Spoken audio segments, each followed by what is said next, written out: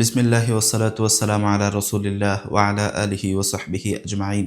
আমাদের মুমিনদের অন্তরে সুখের জোয়ার বইছে, কারণ আমরা এমন এক মাসের দরজায় এসে পৌঁছেছি যে মাস আমাদের জন্য বয়ে আনবে অপার সম্ভাবনা এবং মহা পুরস্কার।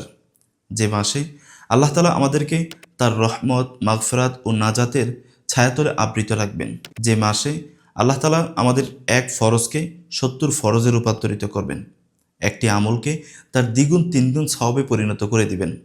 যে মাসের এক একটি ইবাদত আমাদের মাগফিরাত, রহমত এবং নাজাতের উসিলা হবে। যে মাসে আমরা রাসূলুল্লাহ সাল্লাল্লাহু আলাইহি ওয়াসাল্লামের দেওয়া প্রতিটি প্রতিশ্রুতিকে পূর্ণ করতে পারব। আর সে মাস হল মাহে রমাদান। কিন্তু এটা ঠিক, আমরা মাহে রমাদান আসার আগে আমাদের অন্তরকে এখনও পরিশুদ্ধ করতে পারিনি, কারণ আমাদের অন্তর ভারাক্রান্ত এবং কষ্টে ভরা। কারণ চতুর্দিকে এত পাপ, পাপাচার, মিথ্যা, তহমত, এত কিছু, যার মাঝে আমরা নিজেকে হারিয়ে ফেলেছি।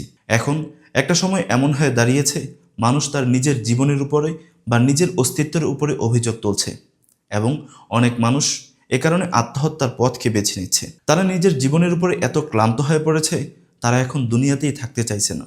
এমনকি পৃথিবীর সংখ্যাগরিষ্ঠতার দিকে যদি আমরা একটু নজর দিই, দেখা যায় অধিকাংশ মানুষ আত্মহত্যার পথকে বেছে নিচ্ছে।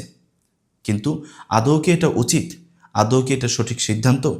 না, আমাদের মুমিন বা মুসলিমের জন্য তো এটা কখনোই না। বরং আমাদের জন্য আল্লাহ তাআলা বলেন, লা তাকনাতু মির রাহমাতিল্লাহ, আমি আল্লাহর রহমত থেকে নৈরাশ হইও না। তুমি যত কষ্টে থাকো, তোমার অন্তর যতটা ভারাক্রান্ত হয়, ঠিক ততটাই তুমি তোমার রবের দিকে মোতাওয়াজ্জহ হও।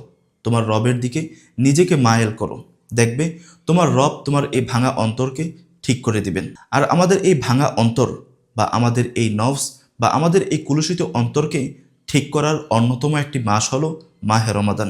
আর হ্যাঁ, আমাদের আরেকটি কথা জেনে রাখতে হবে, আমাদের অন্তর ভাঙা, আমাদের পেরেশানি এবং বুক কষ্টে ভরা, এটা শুধুমাত্র আমার আর আপনার ব্যাপার নয়, বরং পৃথিবীর প্রতিটি মানুষের ক্ষেত্রেই। সে হোক ধনী অথবা গরিব, প্রতিটি মানুষই এই সমস্যায় ভুগছে। প্রতিটি মানুষই প্রতিটি মুহূর্তে তার কষ্ট নিয়ে বেঁচে আছে। কিন্তু আমাদের এই পথ থেকে উত্তরণের একমাত্র পথই তাকওয়া অবলম্বন করা।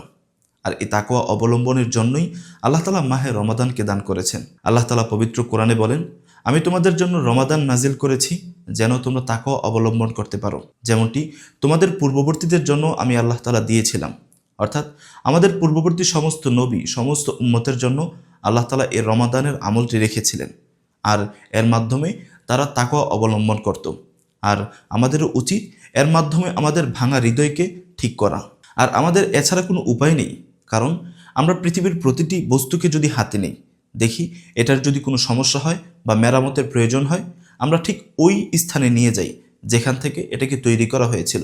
যে ব্যক্তি এই বস্তুটিকে তৈরি করেছে, আমরা তার কাছে দেই, কারণ আমরা জানি যে যেটি তৈরি করেছে সেই জানে এটি মেরামতের পদ্ধতি কী এবং এটিকে কিভাবে মেরামত করতে হবে। ঠিক আমাদের অন্তরের মালিক হলেন আল্লাহ। এজন্য রাসূলুল্লাহ সাল্লাল্লাহু আলাইহি ওয়াসাল্লাম প্রতিটি মুহূর্তে আল্লাহ তাআলার কাছে দোয়া করতেন, ইয়া মুকাল্লিবাল কুলুব সাব্বিত কলবি, হে অন্তরের পরিবর্তনকারী। অর্থাৎ এখানে আল্লাহ রাসূল সাল্লাল্লাহু আলাইহি ওয়াসাল্লাম আমাদের জানাচ্ছেন, আমাদের অন্তরের পরিবর্তনকারী, পরিমার্জনকারী, আমাদের ভাঙা অন্তরকে পরিশুদ্ধকারী একমাত্র রব, তিনি হলেন আমাদের আল্লাহ।